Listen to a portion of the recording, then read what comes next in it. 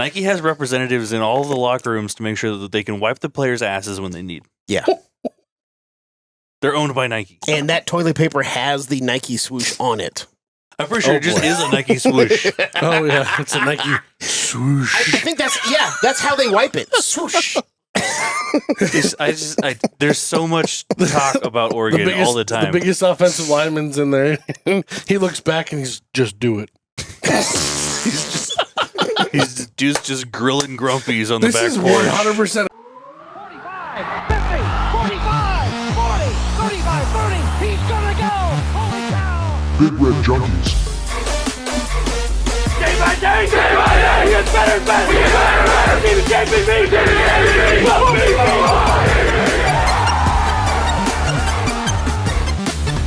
Oh, man, woman, and child, he just turned this stadium inside out.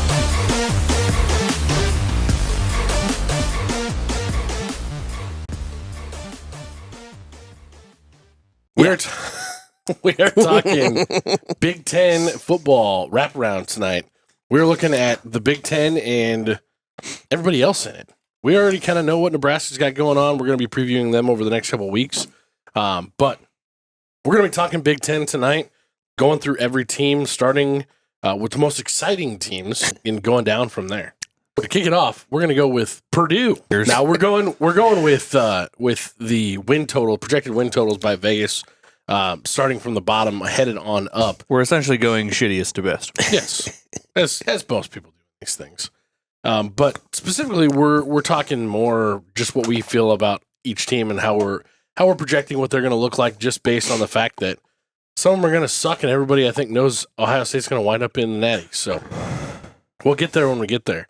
But kicking off Purdue, they're coming in at a Vegas projected 4.5 over/under on the win total.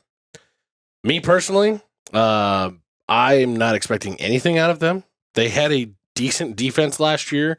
They didn't have much of an offensive identity. He's a defensive coach. He was in his first year. He lost all the key defensive playmakers off of that defense. Well, two of them. He does have one coming back. All. No, not all. He does have one guy coming back. That's who's coming back? I missed that. Dylan Thienem. He's a sophomore defensive back safety. He was one of the best freshmen in the entire country last year. Hell yeah! So, yeah, he had. For some reason, I thought he left. Just his freshman year, he had over 100 tackles, 6 interceptions. So, damn. Yeah. What else you got on them? Because I don't really have a ton other than second year of head coach, kind of the same as our situation. He looked promising last year, but we don't really know. We don't really know what to expect. I mean, the Purdue job is a tough job. I love Ryan Walters as a head coach in general. I think he can get that defense going at least a little bit. Losing Nick Scorton, you always like to call him Scrotum. Scrotum, whatever. I said Scorton. He's squirting through there. And then so gross. Kydron Jenkins both transferred out. Those two guys combined had 17.5 sacks and 30.5 tackles for loss. They had like just last 8 season. sacks in the Nebraska game. Yeah, I know. They were half of their defense. Yeah. So it's going to be a tough rebuild on the defense. They're also losing one of the best receivers in the country as far as coming back this year, who went to Oklahoma. I'd like to say he's a relative of mine, Deion Burks, but he's not.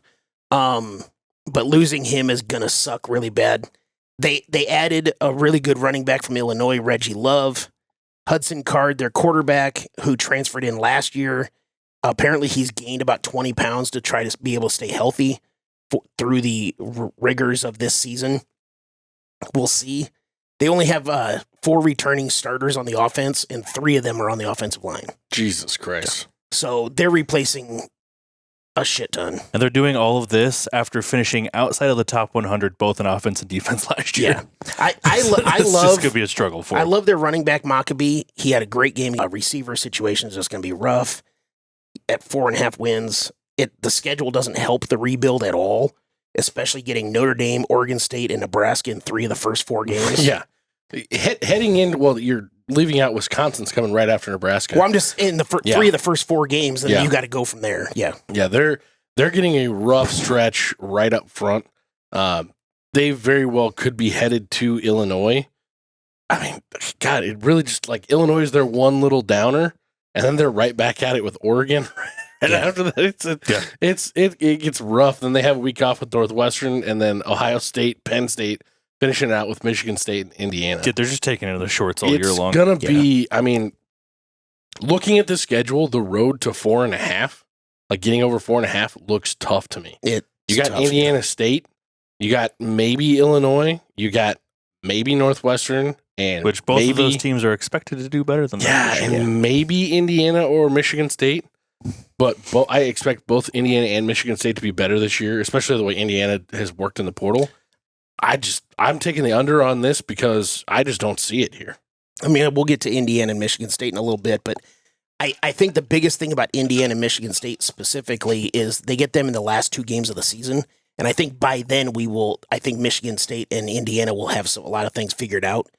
We at least know Michigan State has a great coach. Yeah, I have a lot of question marks about both those teams coming into the season, but I think by the time you're coming towards the end with Aiden Childs, and I know I'm kind of getting ahead of myself with the Michigan State stuff, but yeah, that's going to be a tough stretch for Purdue specifically. I got him at 3 wins, so I'd take the under on the 4.5. Yeah, at 4.5, I'm also taking the under. I mean, they have a whopping 2% chance to win the Big Ten. The only thing that I will say about Purdue, and the only hope that I will give for them, is that nobody knows what they're going to have. They outperformed where they were supposed to be last year.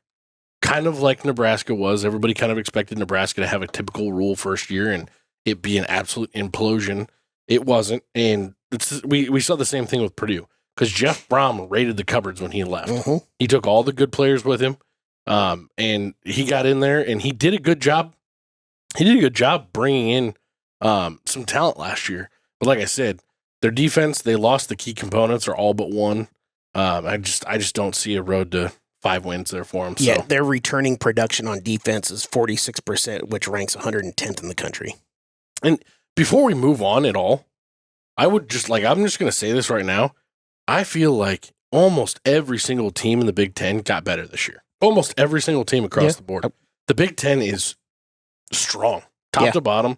They're good teams, and I think we're seeing kind of the byproduct of it becoming a Power 2 conferences and what NIL and this open transfer portal is doing for all the teams. And not even if they didn't get better for this upcoming season, the potential of them got so much better. We again brought up the Michigan State with Jonathan Smith. For the teams that were bad last year, sure. I can't in good faith say that Washington is going to be better this year. No. And there's outliers. Touché. We're going to get there. Of course. You're able to have outliers when there's 17 teams in the Big Ten. Facts on facts. But rolling into the next team that's still at 4.5 wins total, Northwestern. I feel like Northwestern has a chance to lose their head coach that got made a permanent coach the year after he was an interim coach that way outperformed. I could be wrong, but I feel like he worked some miracles last year, and there was a lot of fire in those kids because of losing Fitz, but they got kind of raided by the portal as well. It's also easier to play with. There's that. I look at last year with Northwestern a lot like what we see a lot of times I know it didn't happen in the middle of the season for Northwestern, but whenever you change head coaches, it's a catalyst. Always bet on that team to win or at least play well in the next game. Yeah. Yep. And that's pretty... They rode that the whole season. That's what I'm saying, yeah. They rode that the whole season. I'm with you 100% there because it all felt like, okay, at what point is this going to run off the rails? Because they played Nebraska really well last year. Yep. And by that point, Nebraska was in a stretch of playing some pretty good ball. And so it was a weird year for them. Their schedule's not atrocious. No, it's not. Honestly, they're kind of lined up like Nebraska, but they do have to play Michigan right after they play Ohio State. But that's way at the end of the year. I mean, you're going to get a run through. Nobody really knows what Duke's going to be. I think they're going to take a step back, losing their head coach and pretty much half of their offense. But yeah, you got Miami, Duke, Eastern Illinois. You should be able to pick up at least 2 wins there. And then Washington. Who knows if Washington's going to have anything figured out by week 4. Indiana is kind of a coin flip for me. Maryland, Wisconsin, Iowa. Those are probably all losses. Purdue, another coin flip. I mean, I see a path to 5 wins here. I do. More so than I see it on Purdue's schedule. I don't disagree. Because they got Illinois at the end of the year, too. One of the reasons why they had such a good season last year and a good record is that they were plus 13 in turnovers. Yeah. And the weird thing is they allowed 51 sacks, which, what? That's the other crazy stat when you look at Nebraska's statistics when it comes to the last handful of years, but even just last year in one-score losses, they were 7-1 in one-score games. Yep. That's crazy for an interim head coaching staff. It's crazy for any coaching staff. That's awesome. Yeah, I mean, that should speak to discipline and cohesiveness and things like that, which I was about to say. I think this was an outlier right there. We just talked about him. Yeah. I think this had a little bit more to do with some luck and some people shooting themselves in the foot down the stretch. I think that they do have some good skill position guys. They have a decent quarterback coming back. They hired a 28-year-old offensive coordinator from South Dakota State. Yeah. And South Dakota State is just ruling FCS if you're not paying attention to the FCS at all, which I know most people aren't. But no H in that, by the way. Ruling. Oh, okay. No H. I finally get to use that button. But the way that it's looking right now, this will be the 6th consecutive year Northwestern has started a transfer quarterback week 1. Somebody that they did not recruit out of high school. It's like that's just what this program is. They just bring people in and they have them start the first game, and that's kind of what they need to be. Yeah. It is. Nobody goes into college thinking, "Man, I really want to go play for Northwestern." Well, anybody that's going to Northwestern is typically not going for the sole purpose of playing football. No. Like they're there for a free education. Yeah. Then they're headed on to be a doctor or a dentist, something impressive. Yeah, I think that there's an outside chance that they could make a bowl game. It might come down to the last game of the season. The problem is that they're going to be coming off of playing Ohio State and Michigan. Beat to shit between two really, really good teams. I think we need to be honest with ourselves. The only reason we're thinking that they could win more games this year than Purdue is that they have a way easier schedule. Yes. Well, I don't think they're any better than Purdue is this year. Here's the thing. At the 4.5 we're talking win totals. At the 4.5 number, I'm still going to take the under, but I could see a path to them getting to 6. The only reason I'll disagree with you, not on the 6 part, but is because I'm going to take the over at 5 because of the fact that maybe it wasn't a Fugazi last year and maybe he actually is that disciplined and that organized of a coach. It's going to be, I know that nobody goes to Northwestern games at their regular stadium, but it's going to be very weird seeing them play at the practice facility. It's going to be like watching them in COVID again. It might actually look like they have a little bit more full stadium. Yeah. There's going to be some travel teams that are going to be pissed off. They're only going to be playing in like 4 or 5 games there because they have 2 games at the end of the season at Wrigley Field. So they kind of maneuvered their way around not playing at the facility that much, but it's still going to be really weird to see that. It's kind of fun that they're going to be playing at Wrigley, though. Yeah. Based on ticket prices, it looks like Wisconsin and Ohio State fans must travel because those ticket prices are in the 200s minimum. Is that news to you? I was going to say, those are both also reasonably easy trips for them. They are. That's the thing. I think they're a pretty close trip. And I'm pretty sure those are the 2 games in Wrigley Stadium. So which makes they are both there. Okay, I think so. I know it's towards the end of the season as to those 2 games, but Indiana's up there too as far as price goes. But I mean, you have $250 one week to see Ohio State, and then Michigan. They must not be planning on anybody coming to that game. Actually, $43 at the big house. Actually, I think it's the Ohio State and Illinois game because I think it's the last 2 home games, and it makes sense to have the Illinois game there because it'd be the in-state thing. Yeah, it's the Battle of Chicago. Yep, neither one of them in Chicago. They are Chicago's team. Rolling on to the team that we've talked about before we move on. I think they're going to have 4 wins. Oh, my bad. I thought you already said yours. My bad, man. My bad.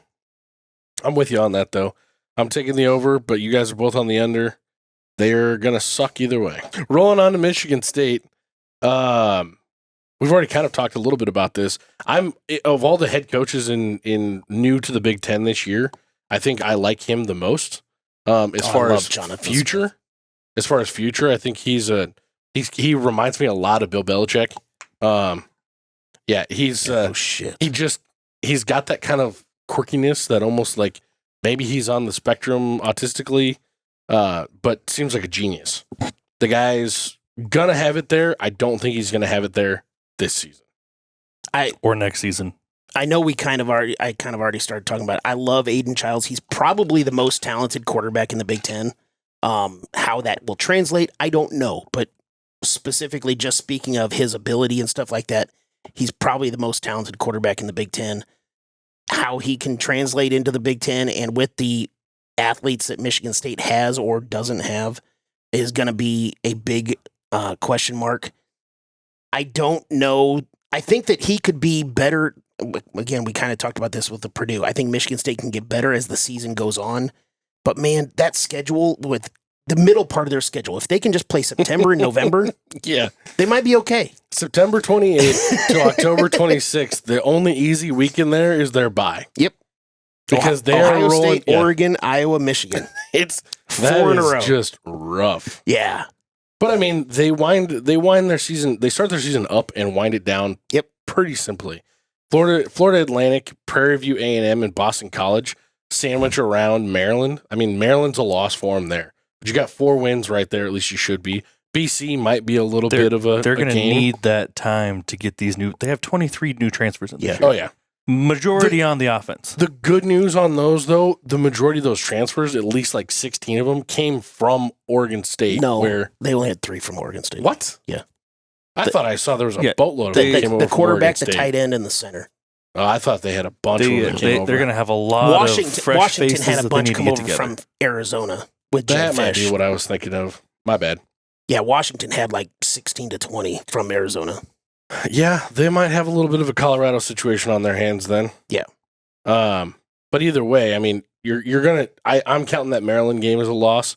You chalk up those first 3. Maybe Boston College is a coin flip for them because Boston College seems to surprise somebody every year. Mm-hmm. This could be one of those, especially if it happens to be on national TV. But you look at it after they run the gauntlet then of September, October.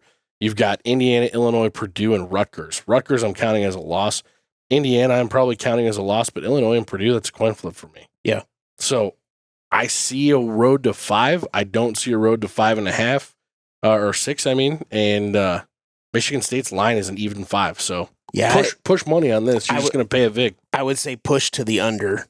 Yeah, I think they could. There's a chance that they could get better as the season goes on and maybe get the over, but right now I'd say 5 and under. I'm taking the under for sure. Yeah. I don't see them getting past 4 wins. Okay. Do we know how long? I definitely don't see them beating Boston College. No, you don't think so? Do we know how long Jonathan Smith was at Oregon State? Was it only 3 years? Something. It wasn't very long. I mean, he was a graduate there. He played quarterback there I knew a long that, time ago. And but I just feel like it didn't take him that long to raise that floor on that team. You're right. Big time. And they were playing Big Ten style football. They were probably playing the most Big Ten style football in the Pac-12 last year. or I would say Oregon and Oregon State. Yeah, Oregon State. because Oregon definitely is. It felt to me like he was preparing himself and the guys that he wanted to take with him to go play in the Big Ten. Yep. Like he knew, I'm going to go play in I'm going to go be a Big Ten coach after this year. They're not taking Oregon State, so I got to go find a team. Rolling on, we are on to UCLA, the team that I think got absolutely boned joining the Big Ten this year. Yeah. Similar to what a lot of fans felt like Nebraska got when our first year in the Big Ten. UCLA is just getting like shit on. It doesn't help that they had already scheduled a non-con game early in the year against LSU. And I mean, those are scheduled, 6 years in advance, something like that? Yeah. So it's not like they had any idea they were even going to be in the Big Ten. But fuck, you got fuck with no lube. You got to go play at Hawaii. Then you're at home against Indiana. Then you got to go at LSU. Enjoy the scenic views at Hawaii because you're cut through the season. They travel. It came out the other day. They travel a little over 22,000 miles this year. That's insane. Jesus. That's almost all the way around the world. I saw somebody. We'll have to go find it and post it out because I saw somebody did a power ranking of Yeah, they're only 2,000 miles short. Yeah, that's what I'm saying. Jesus. It's almost all the way around the world. They did a power ranking of schedule based on travel miles. Yeah. And UCLA was like way higher than Yeah. everybody else. Travel It's miles. crazy. Their whole team's going to be able to go back to Hawaii for. Washington's number Better hope 2 they in the bought a Big plane. Ten as far as travel miles at like 17,000. That's 5,000. Yeah. Extra. You can go across the United States a couple times extra with that. Jesus. Yeah. But I mean, they have to play. They go from September 21st. They go LSU, Oregon, at Penn State. Then they get Minnesota at home. That might be a toss-up, coin flip type game for me. Got to go at Rutgers, at Nebraska. Then at home, Iowa, at Washington. Wrap it up with USC, Fresno State. There is not a single game on this list that I look at and say, for sure win. Maybe Hawaii. Maybe. Yeah. Maybe You're playing- Fresno State. You're playing at Hawaii. Maybe Fresno State. Maybe Fresno State. So tell me how you're getting 5.5 wins with that schedule. Yeah, I think the biggest thing is that they had a top 10 defense last year, and they're losing 33 sacks and 74 tackles for loss. Is that a lot? Yeah, that's Is that a lot, Chad? you had 33 toes. Yeah, that was confusing. How many beers have you had? I was just counting toes. God damn. I do Stop like the 20. I don't know what happened. I do like the quarterback that came in halfway through the season for Dante Moore, Ethan Garbers that they have coming back. I do like him a lot.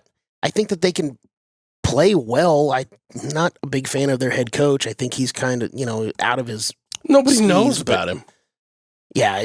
No one knows what's going on with him. He's basically, if we all of a sudden just decided to promote Terrence Knighton to be our head coach. Basically, that's Like, what that it's- was. It's like he was an NFL player, and then he was a position coach, and now he's a head coach. Yeah. He's never run anything. I mean, yes, you have NFL experience. You have the cachet. You're a UCLA alum. Mhm. All those things, that's all good and well. But if you're going to sit here and tell me, because I've seen some people on message boards, UCLA fans, talking about, oh, it's crazy to think that Tony White was ever going to get a shot over him. And it's like, he was right there. if Tony White said, I want the job, he Yeah. would have had that job. Yeah. Like, get the fuck out of here. Yeah. He's a dude who very clearly is ready to run a program. Deshaun Foster is going to have to lean heavily on his offensive coordinator, Eric Bieniemy, that he hired from the NFL. I think that's going to play a big factor in UCLA, specifically with Ethan Garbers and that offense. They lost so much on defense, not just those players and those stats that I mentioned, but they also lost their defensive coordinator to their rival USC. I 5.5. I got to take the under. How do you go from, speaking of Eric Bieniemy, how do you go from being the guy that everyone is shouting needs a head coaching gig in the NFL to leaving Kansas City, who's a perennial Super Bowl contender, go be the OC in Washington for a year, and then now you're an OC at UCLA, and like what? You want to know how you do that? I don't understand. You leave the guy that gives you the offense to go to You weren't to calling the, plays until the last year. to You go were to the there anyway. Commanders and try to call offense for those guys, and you suck. Fair enough. Fair enough. Understood. Matt, do you have any thoughts on them? I mean, there's not a lot to talk about. Their schedule rapes There's them. no way they get past 5 wins. So I'm taking the under. Their defense is going to be way worse this year, not only because they lost all those players, but they lost the coach too. Yeah. The biggest upside for them is that they have their top 3 receivers returning this year, if you can call that an upside, because their offense was pretty abysmal last year. Yeah. So And they lost their quarterback. I Both see of them Well, maybe no, winning 3 games. they have their guy at the second half of the season coming back, that Ethan Garbers. Oh, I thought he was a senior. No, My bad. They maybe see them winning 3 they games. lost the true freshman that started the first 6 games of the year. He went up to Oregon. I was going to say he's at Oregon Yeah. now. And he's not going to be starting at Oregon. I No, don't think, is he? Dylan Gabriel. Oh, done. Yeah. I got my notes down there for that. For that's Yeah. coming up. Yeah. Don't get ahead of myself. Also at 5.5 wins, we have Minnesota. Your favorite team My favorite team. I with love your them favorite so coach. much. The thumb with 2 thumbs. The dickhead that is. I feel like he is on his way out. I think he was on his way out last year, and He's not. he applied for a bunch of jobs and didn't get them. Yeah, he ain't going anywhere. Yeah, I don't think he I can don't- go I anywhere. don't think he has options. Well, I would agree with that. I don't think many people really truly want him. But That's what I mean. I don't think he has options. I'm sorry. Because from what I understand, he was getting his agents to try and bait into getting an offer for the UCLA job, and they didn't even want to interview him. Yeah. And so you look at where he came from, because when he went to Minnesota, everybody was like, "Man, I think he could probably even get a better job than that if he wants." And he was a rising star, a quick rising star, and he was just too big of a dick. Too big of a dick, and the He wins. also kind of just kept Minnesota where they were. I was gonna say, and the wins didn't follow. And so, if you're gonna act like an asshole, it's like kind of like Bo Pelini.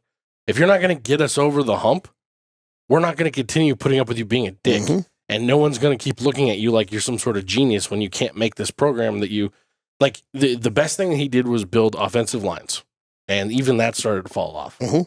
I mean, it's not that hard to build giant offensive lines where you can just stuff. You can't make them 6'9" with cheese. You can do anything with cheese. Lay down on the stretcher and eat some more cheese, fatty. Jesus Christ. Jesus Jesus Christ. Yeah. That was As far as their schedule lines up, I don't really know what to make of North Carolina headed into this season, but I'm going to chalk that up as a loss. I don't think North Carolina's going to be bad. Yeah, but they got to replace Drake May and all that.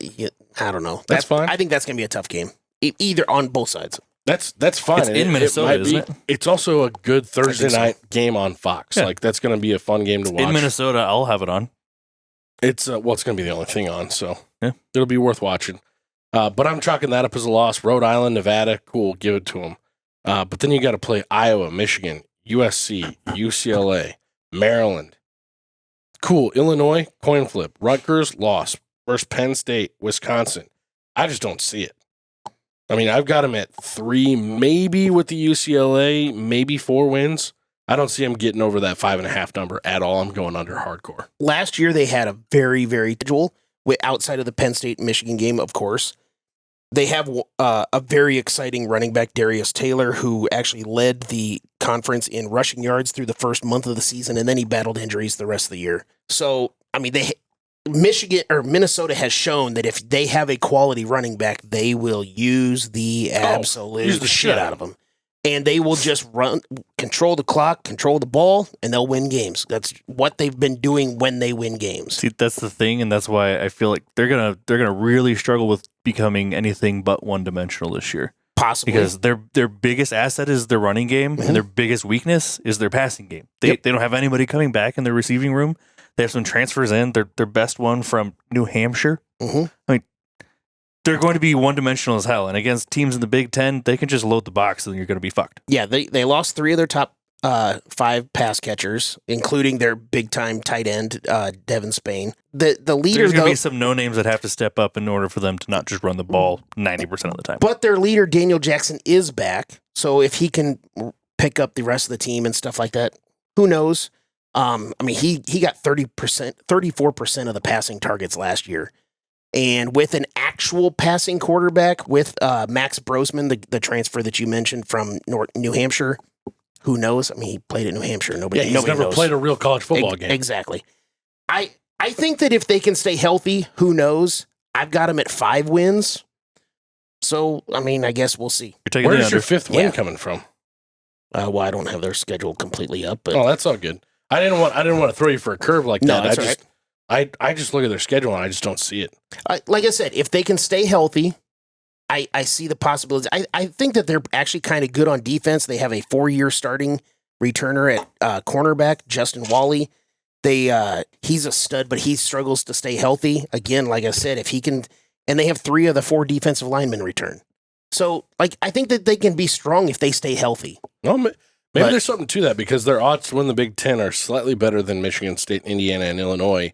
At 3%? At plus 1,800 or 18,000 instead of plus 20,000. Yeah, like I said, I think if they can stay healthy, 3%. the schedule is manageable for them if they can stay healthy. But at most, I see 6 if that's even a remote if they possibility. blow the doors off this year. I'm not trying to say that if they stay healthy, they can get to 8 or 9. No, it's 6 at tops. So under? But I'm going to take the under on the 5.5 though. Fat under.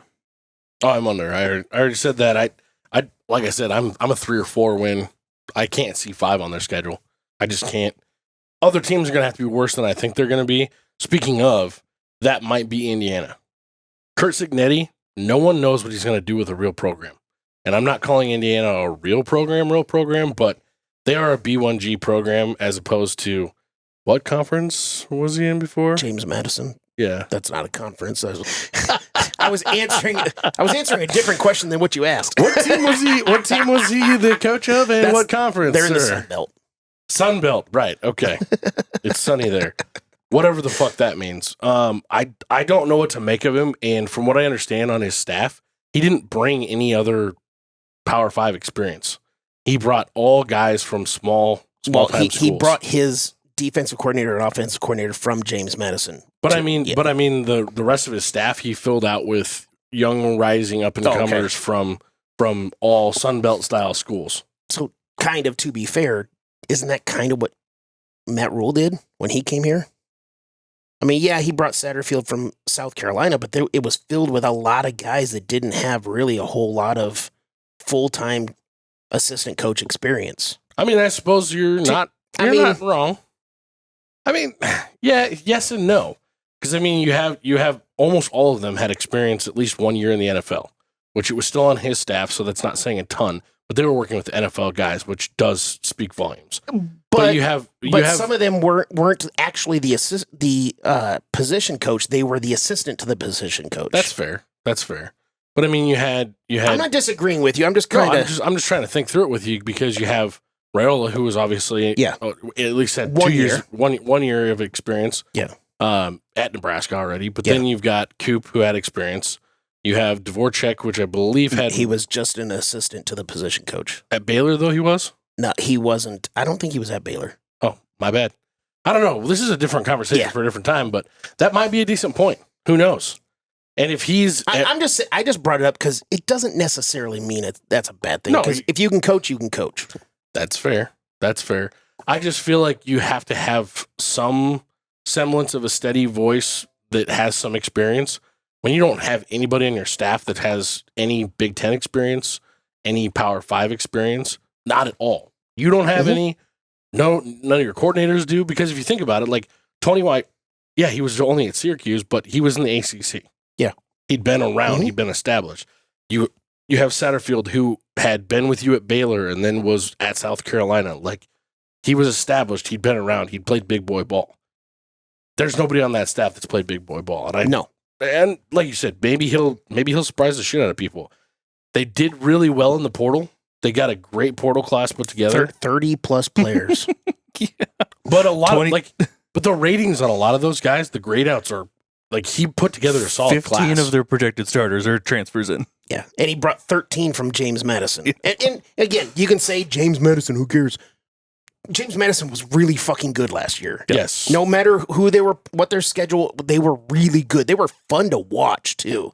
So also, again, how does that translate to the Big Ten? It helps. We'll find out. Their schedule is pretty fucking yes, easy it year. is. Yes. Nebraska is one of the 4 big boys on their schedule this year. I think it works out to them to possibly get to 5 wins if the transition is good enough. But I think they easily make 5 wins. There are so many questions about the transition to not just the coaching staff, which is what you were just talking about, BJ, but also the players. The transition to Power 4. I got to start saying that more often because I keep still saying Power 5. I want to say Power 2. I'm skipping to Power 2. Don't they all exist? Because but the Big 12 is not a power anymore. They don't have any top echelon teams. No. You don't have, like, the ACC by this time next year is not going to have a single top echelon team left in it. Not to make it a huge right turn down a weird rabbit hole, but of the current Big 12 schools, you know how many national? Is it more than one? Like total ever? Yeah. I'm going to guess. The current I'm going to guess it's less than double digits. Oh God! Colorado has 2. Don't they? 3 national titles. Colorado was the last one in '91. And then BYU in 84, and then TCU in 1938. I thought Colorado had 2 for some reason. No. That's weird. But yeah, that whole conference, they have 3 total. And That's and wild. no, the Central Florida national title couple with Scott. No, that doesn't count. So Scott Frost proved at Nebraska that he didn't have a national championship. Full schedule. The Honestly, first 4 games honestly, are their going to be schedule. wins. If I'm just going to assume anything here, on their schedule, I'm going to look at their first 4 games. Yeah, UCLA coin flip, cool. Maryland loss. Northwestern coin flip. Nebraska, I'm going to call it a coin flip for right now. Washington coin flip. Michigan especially State, with it coin being flip. at Indiana. Yeah, Michigan and Ohio State. Yeah, I'll call that a loss. But Purdue, probably a win. So yeah, if I'm looking at this saying 5.5 on Indiana, Pretty easy road. I mean, if he's as good of a motivator and that's what his big thing is motivation. If he brought half of James Madison with him, There's a path to a bowl game. I'm still going to take the under at 5.5, just because of the question marks of the transition. I think it's going to be a good story. I'm going to go over, and it's simply because I'm right on the fence, and I got to fall one way or the other. Yep. But it's only 6. I'll only go 6. On to our last 5.5 win team, Illinois. This is a confusing one to me, man, because I feel like Brett Bielema has been a guy that I talked about the year before we fired Frost. I talked about how I wished that we could go get Brett Bielema to come in and take over because he'd just restore what he was doing at Wisconsin at Nebraska, which was the old Nebraska way anyway, taken up there by Barry Alvarez. But he struggled at Illinois. I don't understand it. I don't think their recruiting makes any sense. They're losing guys out of their backyard that they should be getting to stay there. I'm not talking about 5-star guys, but I'm talking about should be solid contributors. And it like their recruiting doesn't make sense. Yes, I get it. He lost Braun to Ryan Walters. Walters, the guy that went to Purdue. That's what I was talking about. I get you lose your DC in your second year back. That's a big hit to your development. But I mean, Matt Rule is preparing for that exact same scenario. Mm-hmm. Luckily, it didn't happen going into year 2. It happened going into year 3 for Bielema, and it seems to have derailed his program. I don't get it.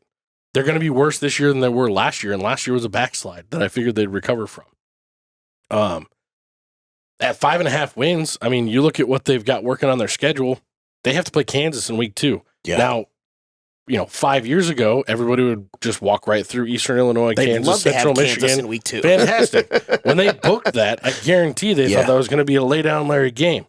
That ain't no lay down Larry game coming to town there. But then they've got to go to Nebraska in week 4, and that's going to be.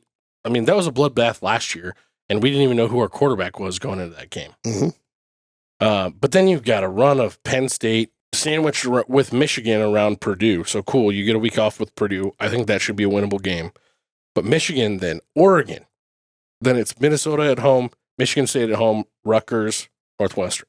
Yeah, it's basically how they bounce back from the Michigan-Oregon game back-to-back and finish the season with, I'm not saying that there are 4 easy games, but, Minnesota and Rutgers is at least semi-manageable if you are actually a good team. They're coin flip games. Yeah, absolutely. And how Michigan State develops, obviously. They're losing kind of a couple of years ago when they lost those 3 draft picks in the defensive back room, and they struggled last year to replace those guys. Well, this year they're losing 3 draft picks from the defensive line. So, and that was a defensive line that wasn't even as good as it was supposed to be last year. Yeah, so it's going to be tough. They're losing their top running back, 2 top wide receivers, their top tight end. I kind of think it's going to be a little bit of a struggle. Last year they went 5-7, but they had 7 games decided by 4 points or less. We talk about obviously close games here at Nebraska.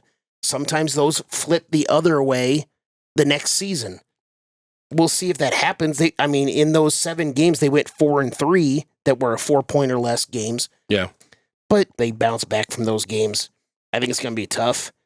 I actually do have them at the over of 5.5, but only 6 if they're lucky.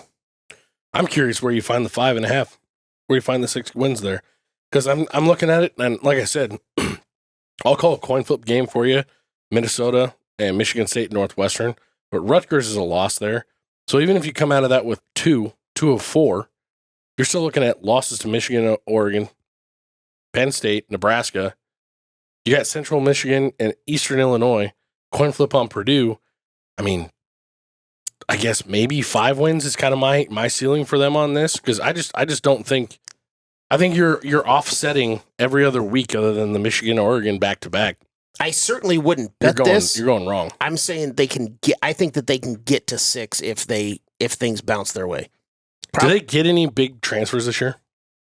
Do you know? Not. Oh, so they got 2 really big guys on the offensive line. They got a 6'5", 320 and 6'6", 330. 2 guys on the offensive line. They have 3 guys returning on the interior of the offensive line. Other than that, I mean, they did get a big transfer from Texas for the secondary. Sure. We'll see. I don't know. I don't see it. Personally, I think they're under. I don't see them going over 5 wins. Matthew? Yeah, I'm kind of in the same boat. At most, I see 5 wins. They're just not going to be that good this year. They've lost too many people, and they weren't that good to begin with. Yep. And with the backslide that we're seeing on Bielema, it just doesn't make sense. This seems like a career ender type situation for him if he can't get this turnaround. Quite possibly.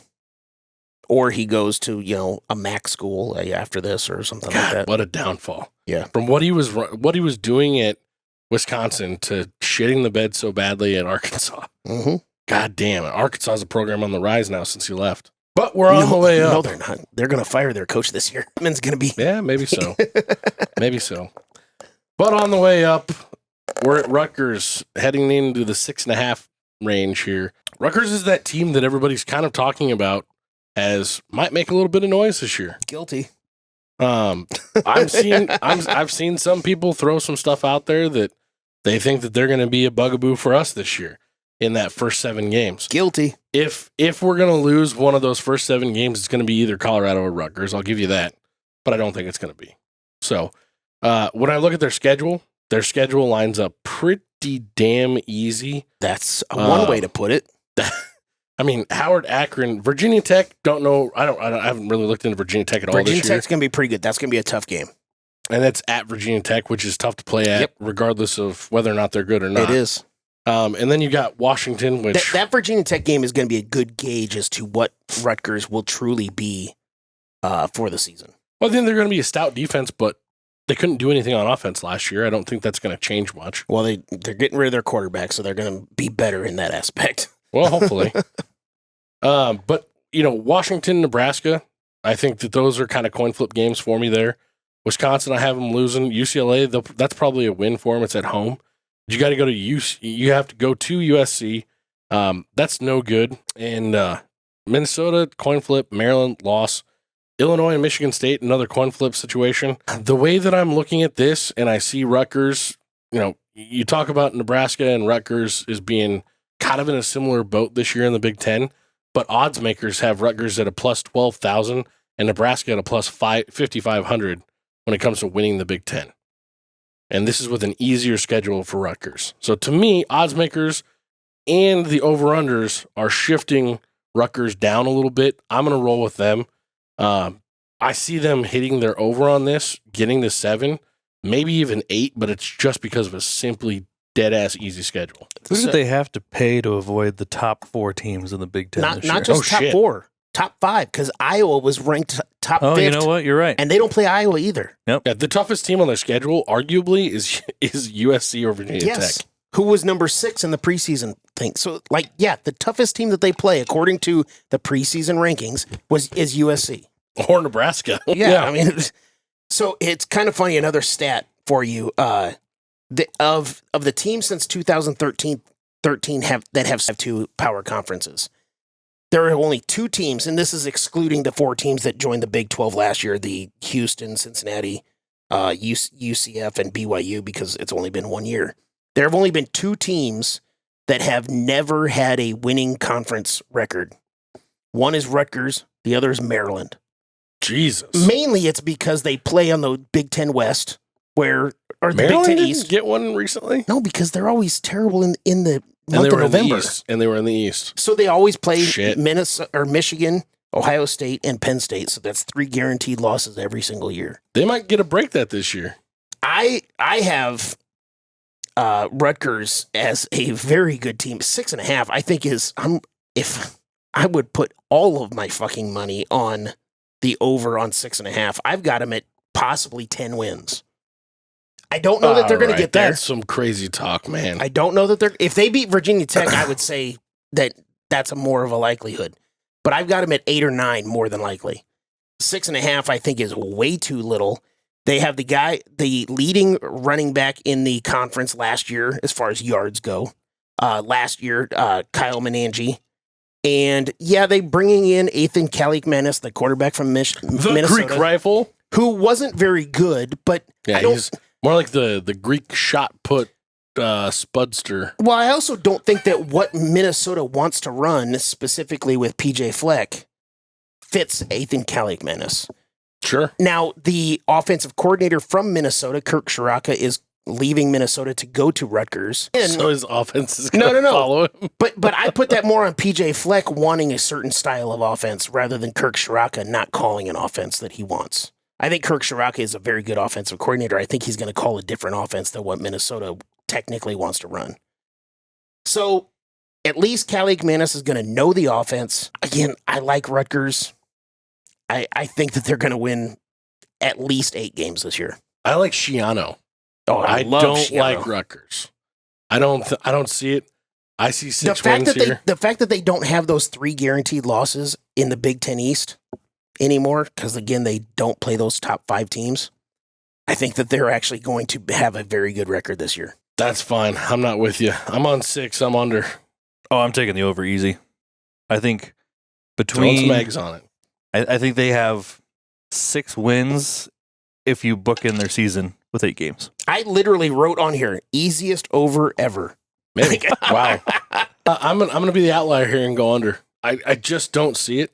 For some reason, I think they're just getting a little too much hype, and that's not going to bode well for Gianno's crew. Their defense is going to be really good. They returned the 6th most returning production on defense. Yes, there's a lot of question marks on offense.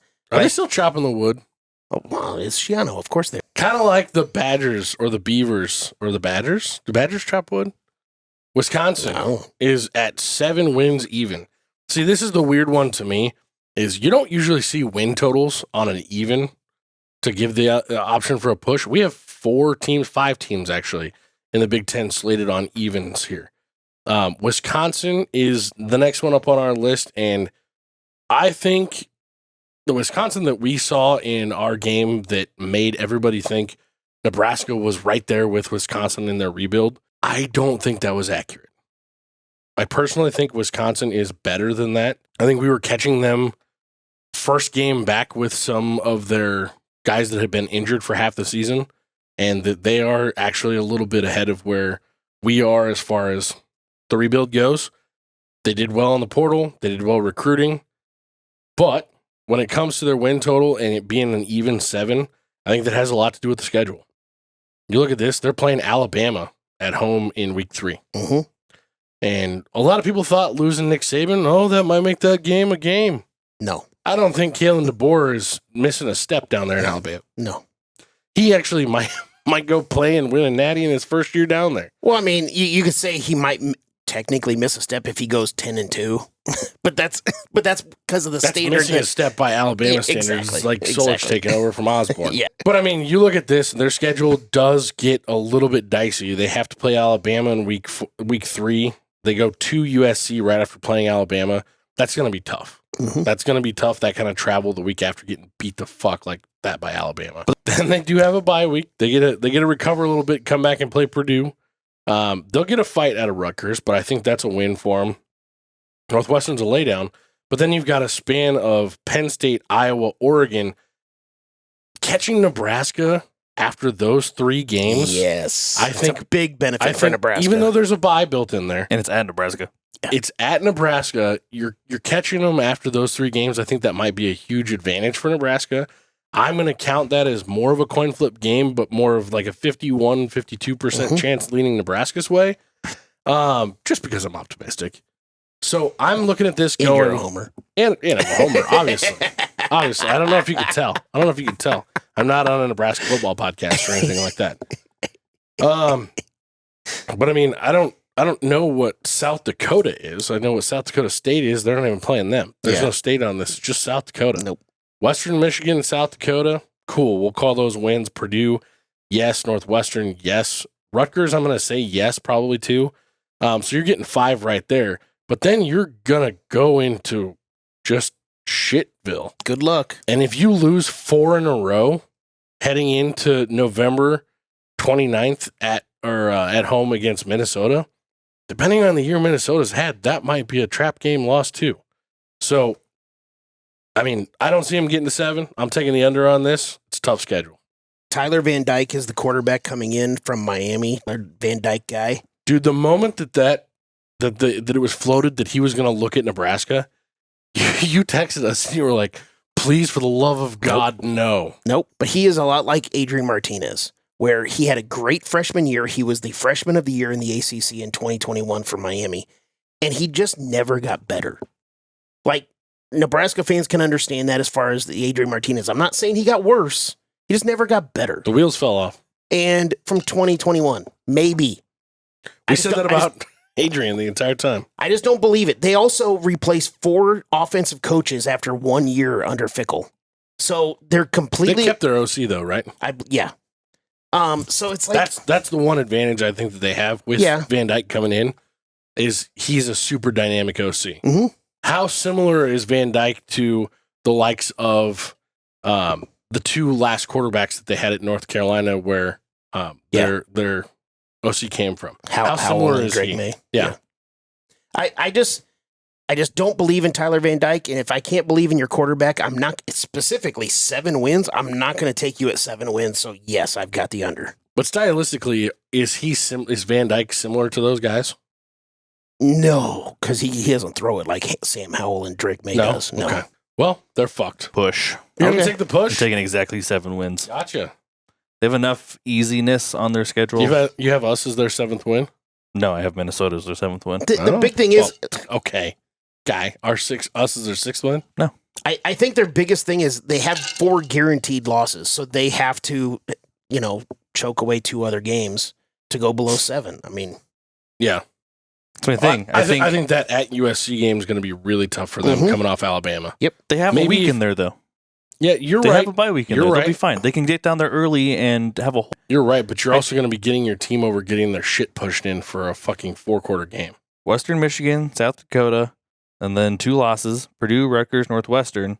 And then, I think that they have a decent chance of beating Nebraska, and then they're going to beat Minnesota. So if they beat Nebraska, they hit 7 wins. Got it. Another 7-win team, Washington. This is a team we don't know shit about. No, other than the fact that they don't look anything like they looked last year. I don't know if they know what they're going to look like this year. Well, other than they have like 16 to 20 Arizona players coming up with Jed Fish, so he knows, but... yeah, but he only knows a fifth of his team. Yeah. Yeah, but they were also outperforming and playing really well last year. He's also a good coach. He's a really good coach. He's a good coach. He comes from... I stopped just short of calling him a great coach because we'll find out. But we haven't seen him be a great coach in college yet. He has a big time NFL background. I think the NFL is probably long term where he's going to wind up back at. But the guy's a good coach. Yeah. He's somebody that you don't think is going to last for very long at Washington. I think he's going to end up at Florida. Yeah, yeah. He's going to be in Florida in a year or 2. Although the way Florida's recruiting, they might be able to turn that thing around down there. Not with this schedule this year, but we're not talking about their schedule. Maybe not. Looking at Washington's schedule, though, it's not that bad. No, it's really not. They're going to be able to spank for the first 5 weeks. Well, and here's the thing. Like, I don't remember if it is or isn't, but is Oregon one of their protected games? I feel like that has to be on their schedule. I almost guarantee it is because they were rivals. Yeah.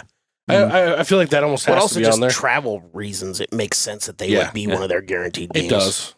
It does. It might be their only guaranteed game, actually. It also makes a ton of sense to me that, especially in the first year that these schools are here, that you have USC, UCLA, and Oregon playing each other.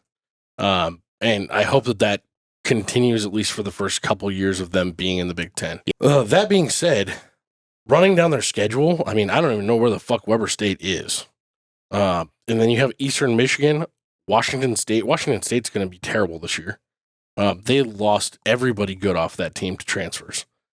And then Northwestern, Rutgers, that might be tough for them, but I think they're going to be pretty even with Rutgers this year. Michigan and Iowa, that's losses. Indiana, we'll call it a win.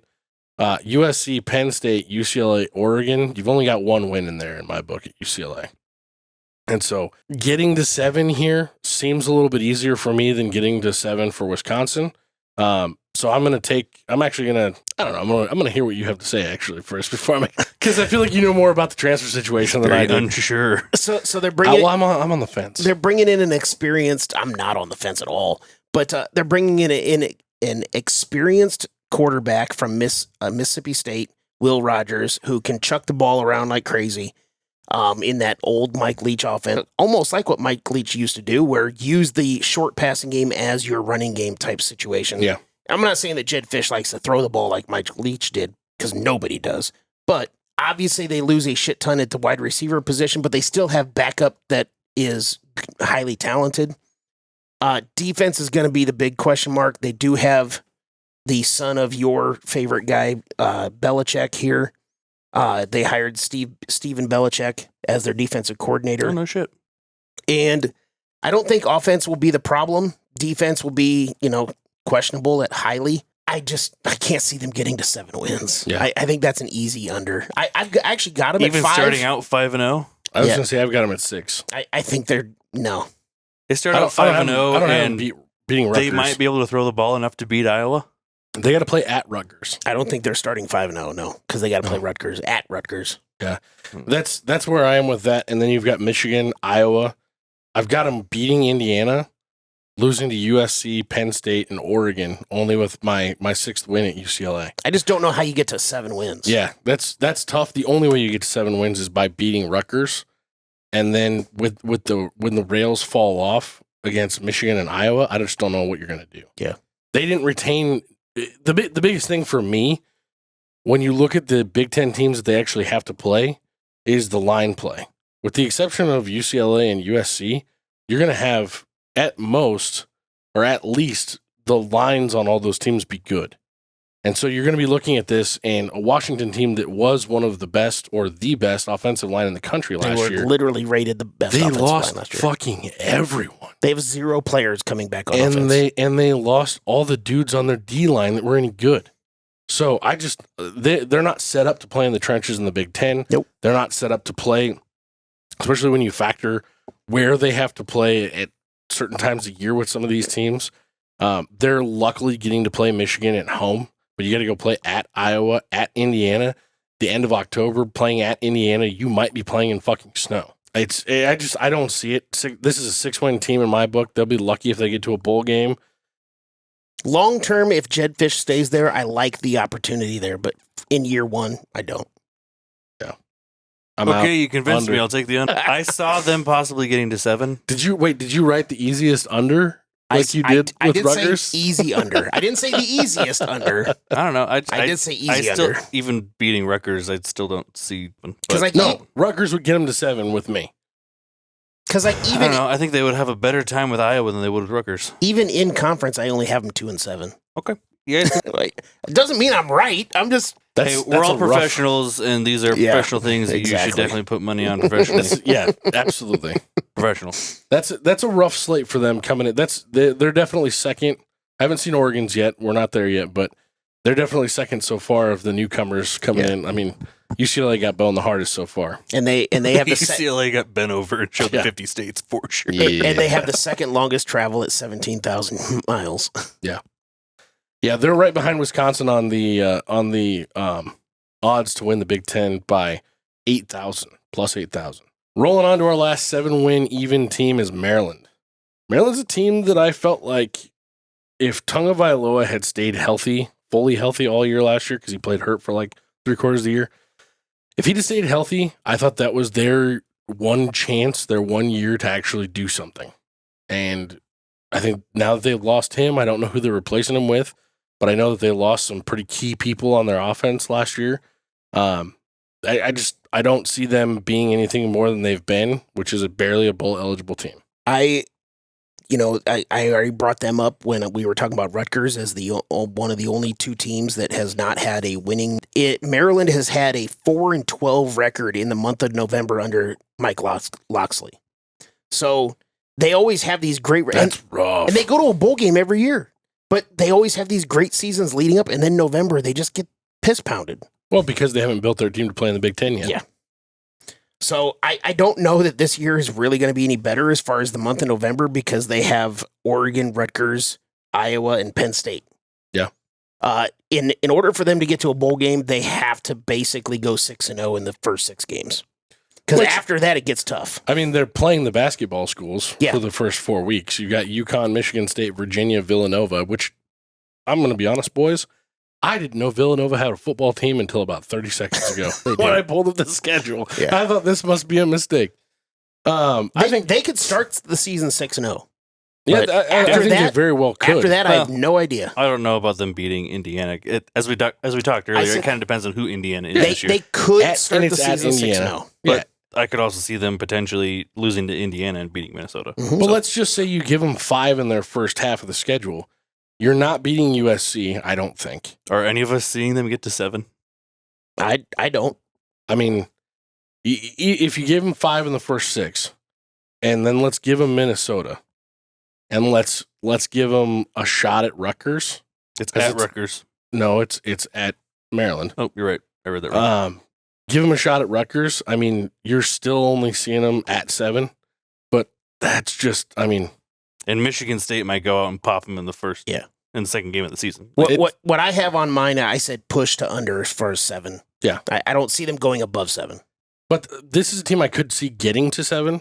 but I'm still going to go under on this just because I hate taking a push. And they're having a legitimate quarterback battle right now with their backup from last year and their transfer in from NC State. Yep, MJ Morris, He's who's not- very athletic. So that they're going to drop off considerably at the quarterback spot. Yeah. He might be hurt Tagovailoa, which still, I mean, wasn't bad, but no. I don't see it. I'm still taking the under. Yeah, I would take the under as far, but Yeah, their defense is going to be okay. Specifically, their secondary. Their secondary is going to be pretty decent next year. they'd be lucky. They have some speed back They'll there. be lucky to get to 7 to be the push. Yeah. So, Yeah. That's their ceiling, I think. Yeah. Coming up in the world, our first 7.5 win team is USC. You've got USC and Nebraska. Nebraska, we are not talking about tonight because that's going to be a show all on its own. But Oddly enough, since we're a Husker podcast, that yeah, it's so crazy. we give them their own show USC, for those 5 that yeah. shit about the Big Ten. the USC schedulers from about 5 or 6 years ago did to them exactly what UCLA did to their team and fucked themselves by having to play LSU in the first week. That's going to be not the way to get your defense set on the right track under your new coordinator. Or it's a big test with their defensive coordinator. Yeah, sure. It's going to be a big test by 45 test of the ass. Jesus 45 to Christ. 60 points, somewhere in that range. I don't know. I mean, they're LSU starting a new quarterback too, which I really like, Garrett Nussmeier. Yeah. But USC is bringing in not just a really good defensive coordinator. Am I reading this right? That's a Sunday night game on Yes. ABC. Yes. But you got that right, kid. But they're bringing in a really good defensive coordinator from UCLA, DeAnton Lynn. But they're also, as far as transfers goes, they're bringing in 111 career starts for their defense. So they are overhauling the shit out of their defense because they understand that that's their problem. Yeah. And I get that, but that's going to be a lot to put together to get to beat up that LSU team in the first week. Absolutely. And Brian Kelly has done something different with that LSU team that he could never get done at Notre Dame. But to be fair, LSU, again, not only is replacing a Heisman Trophy winner, but they're also replacing 2 receiver draft picks. Yes. Big-time receiver draft Which picks. they've had no problem doing for the last decade. You're right, but I'm just saying, especially early in the season, they have to transition too. So the other thing you got to remember is that Heisman Trophy winner, nobody knew a fucking thing about before last season. well, not nobody, but yeah. I'm saying nobody was talking about him as a Heisman Trophy winner. Which are the head coaches. Yeah. Lincoln Riley always turns and burns those kind of players. That's true. That is true. But when I look at the rest of their schedule, I mean, you come down off LSU with Utah State, cool, big deal, whatever. You chalk that up, but then you have to go right back and play at Michigan. That's a hard introduction because you got at Michigan, you go home to play Wisconsin, you got to go at Minnesota. You're just not catching a break when your travel comes on like that. And then it's right to Penn State, back home to Penn State, and then you got to travel all the way across country and go to Maryland. Do we really see the travel being that big of an issue, though? I mean, they get there with enough time to get comfortable. Lincoln Riley, when asked about the travel, he said that it is a difference of 6 hours for the entire season. So realistically, nothing. I mean, they're traveling essentially first class to and from every time anyway. I mean, if you're talking 12 games, 6 hours, that's a half hour every time. That's Sure. Outside of sleeping, it's probably the most these players get to sit down. Yeah. That might be true. And maybe I make too much out of the travel. Just you, everybody. I think everybody's kind of making too much out of it. But I think that a lot of people consider how they feel when they fly cross country. also, they're 20-year-old kids. Yeah, and they're getting there on what, Wednesday? And they're flying very nicely. Yeah. So, it's not... Most of them. USC is.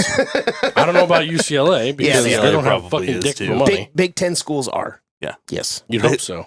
They don't have dick for money, but they have that fat TV check coming in every week. That is true. But when I look at this schedule and I roll down that, guaranteed losses in my book, LSU, Michigan, Wisconsin, Penn State, Notre Dame. The rest of it, you got a boatload of coin flips here. Maryland, Rutgers, Washington, Nebraska, UCLA. Those are all coin flips to me. Probably a win at UCLA. I see that for sure. Probably a win at Minnesota. Unless you're really hurting coming off of back-to-back losses to Michigan and Wisconsin. Aren't they at 7.5? Yeah. You listed off 5 confirmed losses. Yeah. Take the under. Yeah. Take the under. I'm taking the under. That's what I was getting to. I'm taking the under. Even if you roll 50-50 on the coin flip games, I don't see how they get to 6. Even if you roll This is gonna 80-20 be- on their coin flip games. This is going to be a turn up all the flames on Lincoln Riley's ass. We bought you a house. We bought you out of your other house. We are paying you the sun, moon, and stars to come bring a championship back to USC. What the fuck are you doing driving our team into the ground? He's regressed. Well, they didn't help him by moving to the Big Ten. He's regressed since year one. And he was already playing in a very competitive and competing in the college football playoff in a competitive Big 12 when there were still good teams in the Big 12. So it doesn't make much sense to me, and it's confusing, but I'm definitely on the under here. To me, they are the. I know we're not talking about Nebraska in this episode, but to me, they are the absolute reverse of Nebraska, where great defense, terrible offense last year. Yeah. Lincoln Riley offense, no matter what, is going to have a great offense. They were terrible, can just be adequate, like what we're talking about with Nebraska's offense. If they can just be adequate with Nebraska's defense, then they can be a good team. Yeah. I actually have USC. I kind of think it's going to be basically Nebraska USC. The winner of that game gets 8 wins. The loser gets 7 wins. So Okay. whoever wins that game is 7 or 8 wins. I don't know. Sorry to. Jim So just some of told these- us he expects Nebraska to win at least 7 games next year. This is breaking news. But so 7 or 8. He's not going higher. He's not going lower. I'm just saying. I'm kind of going to tell you right now He's not because saying at 4. at 7.5 for Yeah. USC, I've got the over with them getting to 8 wins. Okay. He's got the coin flip games going USC's way, is what he's So saying. he's got the coin flip game of Nebraska going USC's Yeah. way. Well, and some of the other ones. Like, again, I just believe in Lincoln Riley's offense because they are that good. I mean, it's just. Yeah. And I like just the football fan in me wants to see Lincoln Riley fail miserably. So I'm taking the under That's for fine. sure. I'm with you on that. I don't necessarily like Lincoln Riley, but he's a very good offensive coach. So Yeah. I think he should have stayed at Oklahoma personally, but it is what it is. He didn't want to play in the SEC. nope. Moving up again, we're going to 8 wins. Iowa. Iowa is a team that they're just Iowa. They're just Iowa. They're always going to be Iowa. How often do I have to say this? They're Iowa just is just Iowa. Iowa just exists to get in your way. They're frustratingly Iowa. Mm-hmm. That should be their new state motto. We are frustratingly Iowa. And why the fuck is Kirk Ferentz still, Alive? I was going to say, more specifically alive? Yeah. Honestly, I don't like Iowa fans, mostly just because they like to poke at us because we were good for so long and they're so envious. Mhm. And they've never been good, other than when they hang their hat on beating Nebraska. Yeah. It's kind of like when Shedeur Sanders was like, yeah, we're everybody's Super Bowl. First of all, you're no one's Super Bowl. Thank It's you. always funny when they say, "Oh, we're gonna." They hang their hat on beating us, but then they also tell us how terrible we are. It's like, why are you hanging your hat Yeah. on beating Oh, somebody they, that's they terrible? don't know what's going on. That's just They just dumb. don't know what good They're football just doing is. some corn math over there. Yeah. Here's the thing, though. Iowa doesn't get to hide in the Big Ten West anymore. No, but they kind of have a Big Ten West schedule. They absolutely do. I was So, about to go there. They won't every I was year, about though. to go there. Yeah. But they, they don't play all the Big Ten West schools this year, but they play the easy Big Ten East schools. Yep. Outside of Ohio State. Yep. They do catch Ohio State early in the season, week 5. Catch them right in the mouth. The nice thing for them in that situation is going to be that they can get over that. Because that's the only Mhm. tough game on this whole schedule. Yep. Outside of Wisconsin and Nebraska, which I think are coin flip games for Iowa. Iowa You got State. Illinois State, Iowa State. I mean, Iowa State might be good this year, but They're not going to honestly, be bad. I think this is a fire your coach year for Iowa State. That's You not- look, love they him, were still so- projected No, to I- win 7 games. I don't know what his contract is. They don't have that kind of money, but so I don't know. Nobody does in Iowa. I don't know. When we talked to Jim Bain at his birthday party, granted he was blackout drunk, so I have no idea if he actually knew what he was talking about. The But party. he- We just talked to somebody possessing his body. He looked like Jim Bain. But shout out to Jim if you're listening. He's an Iowa State fan, so I Yeah. bet he's not. But No. he was Fuck talking about Iowa how State. they're like top 10, top 15 returning starter people, so returning Starter production people. Until it's getting late. Iowa State might be a coin flip for them, but the rest of it, I mean, I think this is an easy path to 8 wins for them. You already kind of let it slip. You think they might be a 10 or 11 win team. If they can get to 10 wins last Dude. year with that offense and as terrible and terrible and And they're terrible, going to be better this year. They have a better quarterback, and Yes. they have a real offensive coordinator. yes, 10 wins, and they're still projected to 3% chance to win the Big Ten. they're going to have a top 2 or 3 defense in the conference, and probably at minimum a top 10, probably top 7 ish defense in the entire country because of the guys that they have returning. Just don't be putrid on offense. If you can win 10 games last year, you certainly can win 10 games this year with a remotely competent offense. So, yes, I'm going to take the easy over on 8 wins. The only real question that I'm going to have for Iowa this year is what kind of a step back their offensive line takes without Ferentz being there. That's fair. Baby Ferentz being there. Yep. Because as much as we love to hate on him as being an offensive coordinator, he's an amazing offensive line coach and tight ends coach. But you're right. It's going to help that they have 4 returning starters. Yes. Now, again, how that coaching goes Would is a have helped different lot more if conversation. Caden Proctor had actually transferred and not transferred back. Yeah. But I'm just saying, at least it's 4 returning starters on the offensive line. But as far as the coaching goes, you're not wrong. Yeah. It's going to be interesting, but Iowa's going to be Iowa. Getting to 8 wins for me, that I feel like 8 wins with this schedule would be a disappointment for Iowa. Like, Iowa fans should be upset if all they get is to 8. I mean, I'm going to go over with this. Yeah. Just simply because, like I said, the only surefire win or loss on this schedule is Ohio State. Washington, Wisconsin, Nebraska are probably coin flips for me. Iowa State might be a coin flip. You go 50-50 on those, you got 8 wins right there. My biggest thing is Vegas is not that bad at their jobs of picking games, and they put this at 8. Bare minimum, it's a push. And To me. no, that's what I'm saying. And everybody gets to see how bad Iowa's offense was last year. They still won 10 games. Yep. So maybe we're expecting more of a defensive lap than we think. I'm not sure. They lost their best corner. But I don't know what else they lost in their defense. Not much. It was not much. Of their back 7, he's the only guy they lost. Jesus. So they're still going to be really fucking good on defense.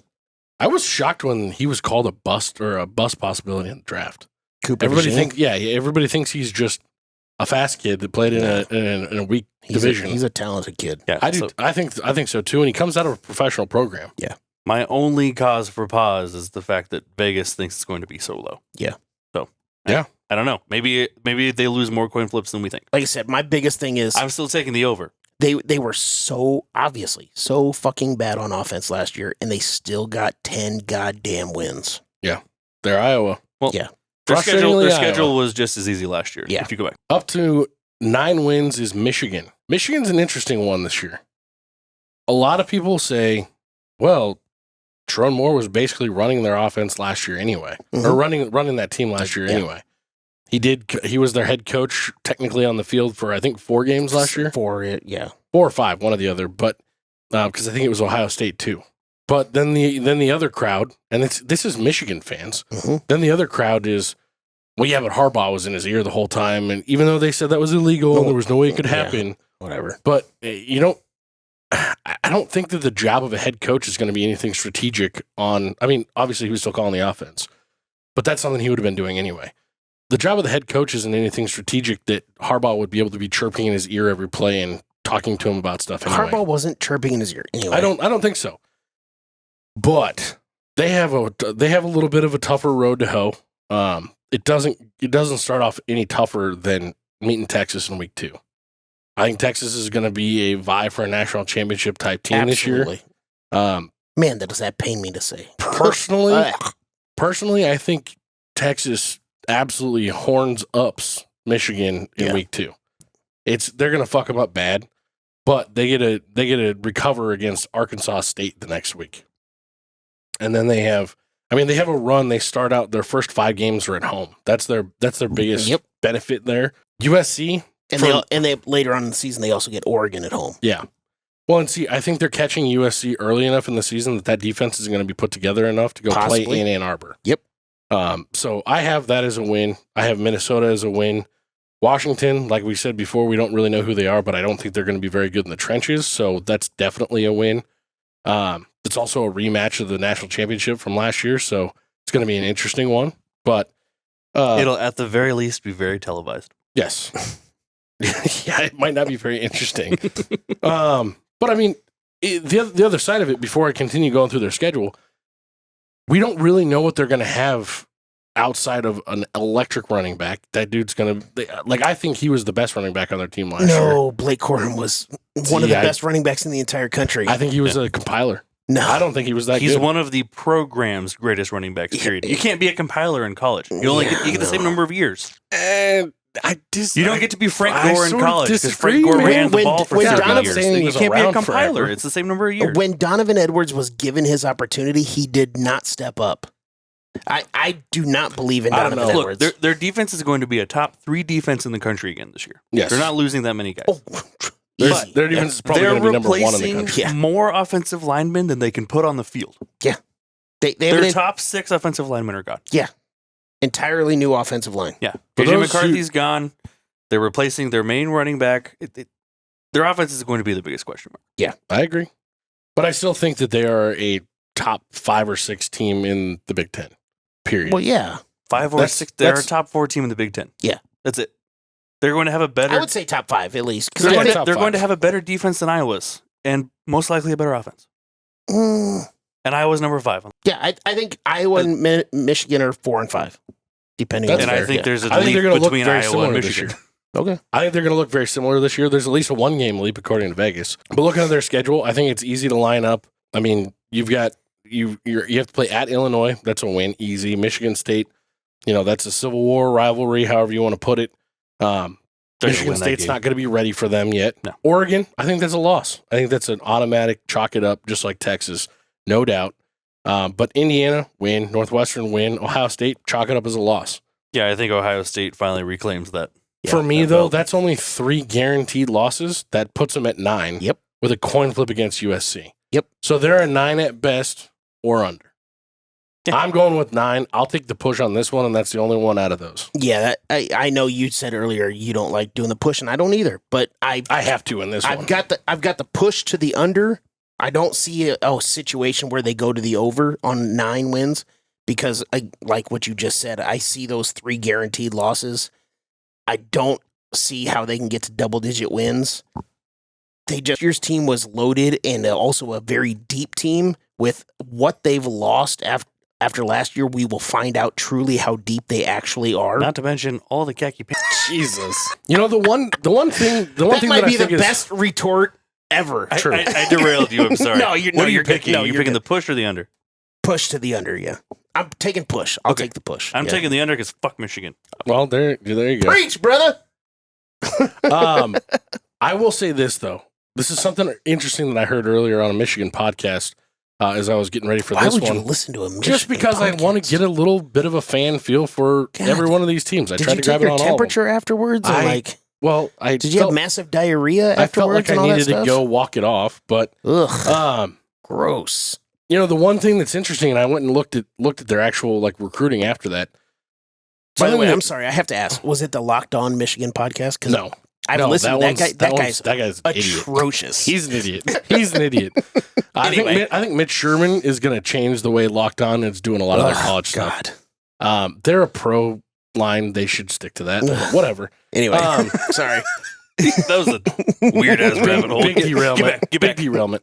But as far as Michigan goes, their recruitment under Harbaugh he was very I want my own guys. Yep. And we look at what Rule does, and Rule's about that too. But with the very top echelon players out there, the guys that are getting a 5-star rating, usually they've got so much tape on them, and they have taken so much time and care to scout them that's why they're getting that rating. Mhm. And those ratings aren't going to be wrong. It's those borderline 3 to 4-star guys that you might really whiff on one of those dudes, but you're not going to whiff on a 5-star guy. And they just never really went after him. They were all about program and keep a guy around forever, which I think Rule is a perfect mix of, hey, we can shoot for the stars, but we can also build and develop. That's not the approach Sharon Moore is taking. Apparently now that all the hoopla is gone with Harbaugh actually leaving, and the whole premise of where this recruiting thing was coming from was they talked about how Harbaugh would actually kind of destroy their recruiting ability in the offseason every year because he was constantly teasing it with the NFL. Yeah. Oh, is it my time to leave? Is it my time to leave? Well, now that that's gone, he's been able to parlay their national championship run and win into, hey, look, we've still got the defense here. We're still going to be that program. Let's keep building, but hey, we're also shooting for the stars, and they're trying to revamp their NIL. They're trying to bring everything back. they're going to be a staying power team, I think, unless Sharon Moore just can't keep it together as a head coach. And I don't think he will, but... Don't? No, I don't. Oof. I have this long-standing rule that on not only this show, but just in life, and you guys know this very well, places like Nebraska, Texas, Michigan, Notre Dame, those types of schools. You talked about this a lot. You do not have a first-time head coach at those jobs. They don't deserve it. I'm sorry. You should get an experienced guy every fucking time. I don't care what the scenario is. Michigan. I mean, he'd coach half a season. Okay, cool. I just... Only in the game, not in practice, too. That's the biggest thing. Yeah. You coach 6 days of a half a season. As much as we are a fuck Michigan show, all due respect, their defensive line, if you like watching defensive line play, and all due respect to Nash Hutmacher, Ty Robinson, and all of our guys that we have, watch Michigan's defensive line because it is going to be... The only one that's going to be better this year is Ohio State. Monsters. Yeah. They are fun to watch, at least on the defensive line. Other than that, fuck Michigan. On to Penn State. Another coach that you absolutely love and adore. Tell us about Mr. James Franklin. No, I don't really want to, but... You want to hear something funny?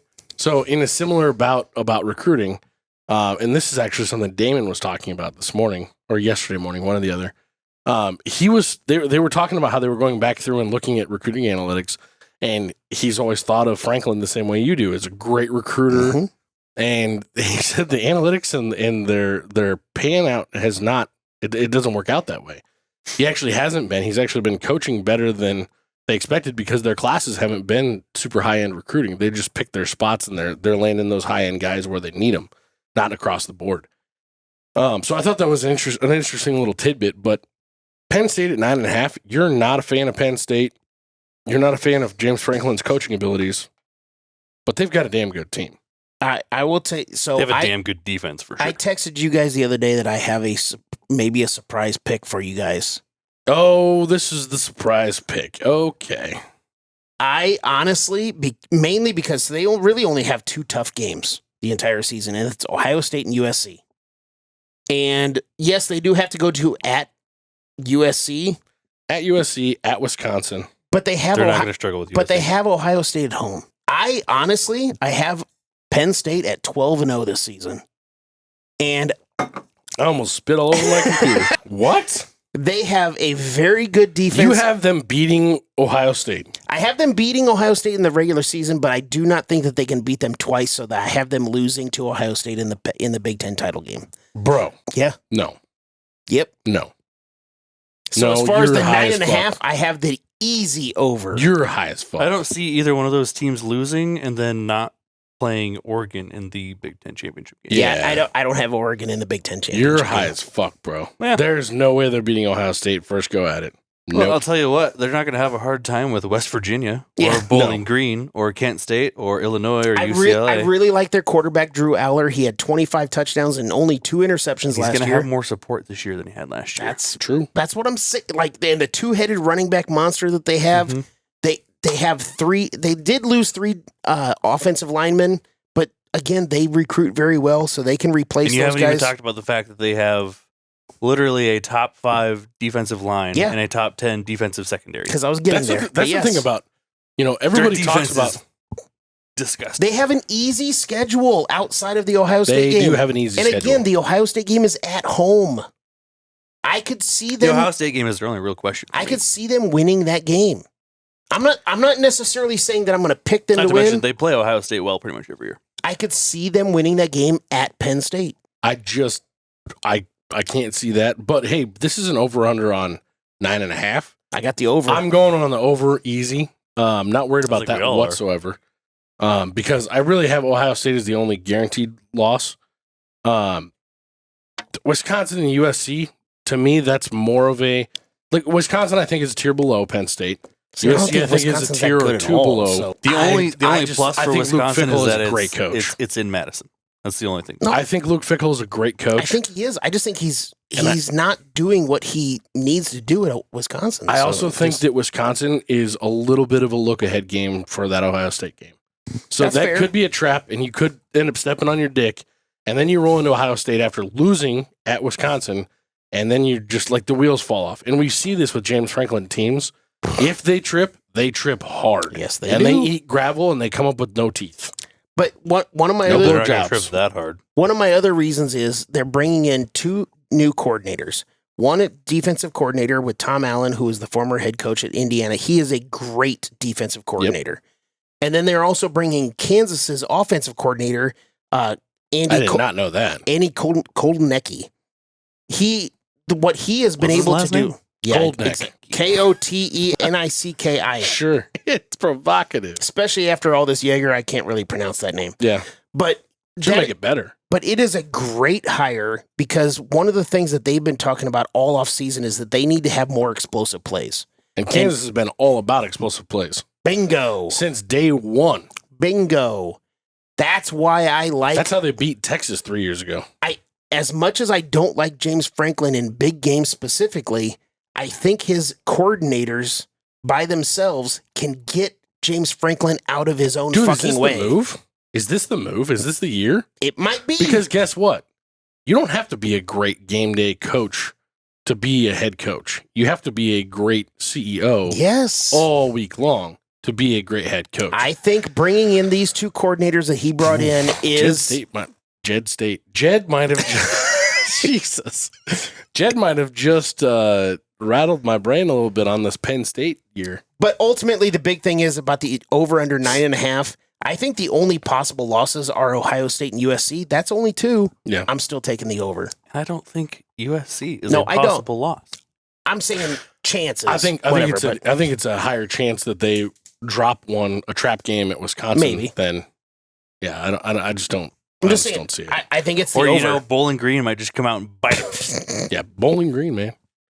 More like bowling blue All right, balls. let's do Way to more. step on my joke We got there, 2 guy. more, and I don't want to talk about either of these teams. So let's just push through this. Oh, I love it. I love it. Oregon, 10.5. Those ducks can eat a dick. Here's the thing. Like, first of all, I don't understand what the whole like having Oregon the mascot at Nebraska Who was. cares? This last week that was weird. It was part of a commercial thing that Oregon's going to do. Who cares? I just thought it was weird. Whatever. And I also thought I it think was funny. everything that they do is weird, but they're owned by Nike. Nike does Yeah. weird shit. They're owned by Nike, but basically, I No, guess. they are. They're owned by Nike. They are owned by Nike. Nike has representatives in all of the locker rooms to make sure that they can wipe the players' asses when they need. Yeah. They're owned by Nike. And that toilet paper has the Nike swoosh on it. I'm pretty sure Oh, it just boy. is a Nike swoosh. Oh yeah, it's a Nike swoosh. I think that's how they wipe it. Swoosh. There's so much talk about Oregon all the time. The biggest offensive lineman's in there. He looks back and he's just do it. He's just grilling grumpies on the This back is porch. 100% an outtake. Oh, it's Oh no, not. that's Keep what it in. no. You are keepking this part in the No. show.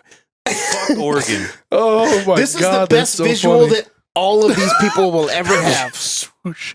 And I Just do it. just want to move past it. It's just- Even the audience that we they're have going to watching, be really they love fucking this. good. So They're going to have the number 1 offense in the country, Oh, god. and their defense will keep up as long as you don't run the ball on. 'em. well, there's a reason Dylan Gabriel was basically voted the Big Ten Conference Player of the Year. He's also God. what I think second in the Heisman odds or something like But that. he's also like 46 years old, so Well, there's That that. helps. Is he related at all to that Gabriel kid that was the quarterback at USC when Frost was there? Frost was not at USC. UCF. I'm sorry. Oh, well, he was at UCF, yeah. Dylan Gabriel was. Okay, So, yes, he's related. He's the same guy. He's the same guy. Got it. My bad. Yeah, so he is like fucking 47 years old. Oregon and Ohio State both have 10.5 wins. Ohio State is a plus 155 and Oregon is a plus 215 to win the Big Ten.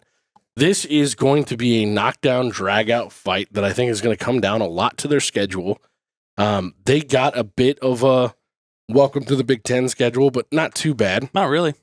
They got I mean- Ohio State and Michigan. That's about it. Ohio State and Michigan, but But they have Ohio State at home. I mean, outside of Penn State, that is a welcome to the Big Ten. I guess Oh, they well, get to and go to you Wisconsin. They skip- get to go to Wisconsin in mid-November. I think a big one for me in this, Again, you guys keep bringing up at Wisconsin as if that's a tough game. But dude, I whatever. think No, I'm Wisconsin's saying going to be better mid-November. this year than you think. They're going to be playing in the snow. That's not something they're used to. Although it does get colder in Oregon than you think. Not that does. cold. Not Wisconsin cold. Not Wisconsin cold, but it It does doesn't get get cold. that cold just about anywhere. I think you've got a guaranteed loss on this schedule. They catch Ohio State smack dab in the middle of it. But Idaho, Boise State, that's a fun game, No, whatever. there are 3 Not real that games good. on this schedule. No. And Oregon State would have been a real game. It is every year if they hadn't just been absolutely just decimated. Yeah.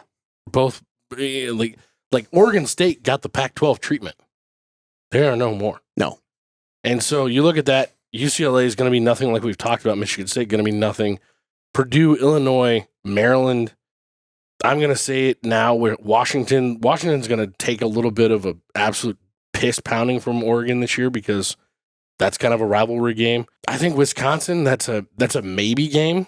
I think at Michigan, because it's November 2nd at Michigan, that's going to be really tough.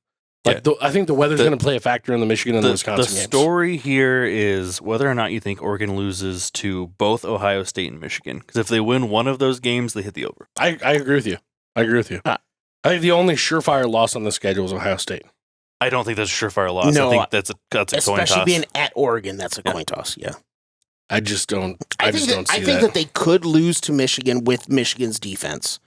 I'm not necessarily saying that I'm picking them to lose to Michigan right now, but I could see this one is like, I know that I said a couple of other ones were like push to the under, push to the over, and I wouldn't bet it either way. 10.5, I can't push either way. No, they're a one-loss team at most. It's literally going to be 11 or 10, and I have no fucking clue. Oregon's going to be a very good team, but I could You really think Michigan's defense could do that much to slow them down? Because Yes. Oregon, if you recall, had a good defense last year. They in didn't hardly November lose in anything. Michigan, I think they can. Yeah, but that's going to be a Because Oregon's 6 to not 10 running game. the ball. I disagree with that. No, Oregon's got yeah. a great running back. They do have a great It running doesn't back. matter. Michigan has a fucking brick wall Yeah. for their front you're four. not wrong. I don't know. I don't see Michigan keeping up with Oregon, even though it is wintertime. I think Oregon's an 11-win team this year. Yeah, I'm Like I taking said, the over. It'll either be I'm 10 taking or the I'm 11. taking the over too. What are you taking? I mean, technically, I have here 11 wins, so I guess I'll take the over, but I don't feel good All about right, it. now we can stop talking about this now. Oh yeah, let's just go ahead and move on to Ohio State, which everybody's going to be so excited. to Here, talk so about. that was a fun. Here's what I'm going to say about Ohio State. First of all, I like Ryan Day. I think he's a good coach. I don't think he's a great coach. I don't think he's an Ohio State coach. I think that he might get a natty, and if he does, he should ride that into an NFL job and never look back. Because I think that after this year, he will be done. I don't think that you're not going to replicate the team that they have this year. They have by far and away the most talented team in college football. They are not only bringing back almost everyone that was of consequence last year, but they went out and they added pieces from Alabama, and like they went transfer portal hunting in big time contending programs. I don't get it. Yep. I don't get it. I don't understand how they convinced dudes to come back. Ole Miss running back, Alabama safety, Okay, hold on. You don't have to convince dudes when you just go K-State cha-ching, quarterback. There's that. cha-ching. There's that. There's not really much convincing when Oh. you just throw the paycheck Should at we them. forget about the fact that they poached UCLA's head coach? Yeah, to be their OC. Yeah. Not that he was doing that good of a job coaching at. No, but he's a fantastic offensive Yeah. coordinator. But like Travion Henderson probably would have been a second, or like he probably would have been the first running back off the board in the NFL draft this past year. But for some reason, he stuck around. And if you're playing NCAA football 25 right now, like I am, or like you are, Definitely not me. he's not even the best running back on their team this year. So I don't understand what the fuck is happening. They're so overloaded at almost every single position. We talked about Michigan being, a badass potential first, number one defense. Ohio State has more talent. Yeah. It's insane. Yeah. It's absolutely insane. They are the talent arguably they have. the most talented team in college football. Yes. Now, the real question is Ryan Day and his extremely robust, really talented staff talented enough at people management to keep all of that from exploding? Because you put that many people that should be first round draft picks on one team, you're bound to have some issues I don't if know you don't if have you the do. right leadership in place. I don't know if you do. You have 3 head coaches on staff. Yeah. You're going to do just fine with people management. Because you can tell your coordinators, manage your people. That's true. He doesn't have to manage them. That's not on him to manage. So they're to me, their two toughest games are Oregon and Penn State, and they're both on the road. They play Michigan at home, but I still think that their two toughest games are Oregon and Penn State. I think that they could lose possibly both of them. I don't know, guys. We all remember what Akron did to Michigan way back in the day. Oh, No, that was Appalachian State. Never mind. No, we don't. Never mind. Yeah. Never mind. Akron, fuck you. You're right down the road. But yeah, no, Akron, Western Michigan, like this, and Marshall, this is embarrassing. Again, it's their only two tough games. You catch Iowa at home, that's going to be a 24-3 game probably. If Iowa gets 3 points, they might not see the Ohio State side of the field. Well, that's the thing. They brought in that transfer quarterback from Kansas State. I can't remember his last name, but Will Howard. Will Howard, yeah, he's great. He's a good quarterback. He's a good quarterback. He's not great. He's in the right system. He's a good quarterback. Yes. And I think that's a fantastic system. Ryan Day has shown time and time again, you don't have to be, I mean, outside of CJ Stroud, Ryan Day has not had a top-end quarterback at Ohio State. I and think he's turned them all into Heisman Trophy finalists. I think Will Howard starts the season. I don't think that he finishes the season. Really? Yeah. That Julian saying the transfer from Alabama is highly talented. Like I thought he's Will Howard ridiculous. was the dude for this year. No, he's mid at best. I thought he was the dude for Ohio State this year. No. That shakes things up for me, man, because especially after all the shit you just told me about Penn State, man, you kind of got me on Penn State just a little bit. I'm not going to lie. You kind of got me on Penn State just a little bit, and that makes me look at this schedule a little bit differently. Because sandwiched between a visit to Oregon and a visit to Penn State is Nebraska. Yeah. Well, no, that's a win for Ohio State. I'm sorry. I'm not saying it's not a win. Okay. But I think that changes that game for Ohio State. We're gonna beat them up. We're a fast. I was more gonna say having Iowa right before going to Oregon. That's a tough stretch. Yeah.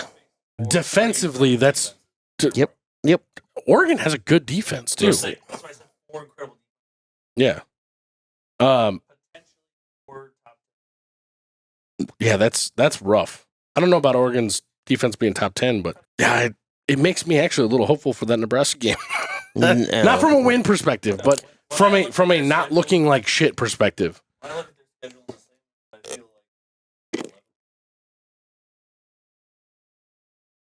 Yeah. I think that they could lose 2 games. I don't think that they will, but I think that they could lose 2 games, go 10-2, and obviously still make the playoffs and still possibly win the national title. Yeah. Yeah. I think you could lose one of those games. I don't think you lose both. Like I said, I think they can go 10-2, still make the playoffs, and still be one of the 3 teams that are the favorites to win the national title. Yeah. Because they are that talented. It's just that going up at Oregon and at Penn State is a tough task. I think if I was going to choose between Oregon and Penn State for them to lose, because my thought is this: they are going undefeated or 1 loss. I'm taking the over, no doubt. I think playing at Penn State is harder than playing at Oregon. Exactly what I was about to say. Which is why I have Penn State 12-0. On top of Iowa, Oregon, Nebraska, then at Penn State in what will be guaranteed to be a night whiteout game. Oh, it'll be the game of the week. It'll be that's going to be a fantastic game. But I think one of the coolest things about all of this, like looking at these schedules and thinking about these things, I feel so much more like I'm looking at NFL schedules with these top tier teams, because 1 loss doesn't mean you're out of it. No. 2 losses doesn't necessarily mean you're out of it. Like you just said, they could lose in certain conferences. They could lose to Oregon and Penn State and very easily roll in as a number 7 to 12 team in the playoff and roll right the fuck through the playoff. 5 through 7. 5, 6, or 7.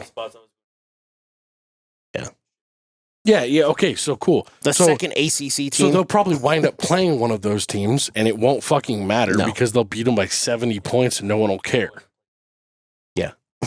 But that's my thing about their schedule is like when you look at these games, you're going to say, okay, well, you're not going to see teams fight to the death and, risk injuring certain guys that might, if you're Oregon and Gabriel is up there and he's got a slight injury and you're like, God, shit, we really shouldn't send him back out there because he might really fuck this knee up or whatever it might be. Well, but I'm saying from an injury perspective or from like a late game situation perspective, you're not going to bet the entire season on your quarterback's knee going out and having a real problem if you know that you can take a loss or take two losses. It totally changes the game and it changes the coaching perspective. I don't know that you're going to see it this year as much, but you're going to see this a year or two down the road where these coaches are going to. It's not going to be the end of the world for a fan base or for a coaching staff when a team that's top tier loses a game. Well, especially when we expand to 16 teams and the Big Ten. Yeah, I know. The Big Ten and the SEC get a guaranteed 3 or 4 teams. I'm still with you. Summer madness. Yeah, I think it'd be fantastic. Regular season literally means nothing. You just got to get the tournament. So we're college basketball now. Yeah, great. We can make hundreds of dollars. No, because college basketball doesn't matter. So I want to stop talking. Excited. Football to be back. I just got way more excited about the Nebraska-Ohio State game. Oh, I got excited about the whole thing. All right. We're moving on to Nebraska. I'm just kidding. We'll catch you guys next week. And this may be the most unbelievable night in Cornhusker football history.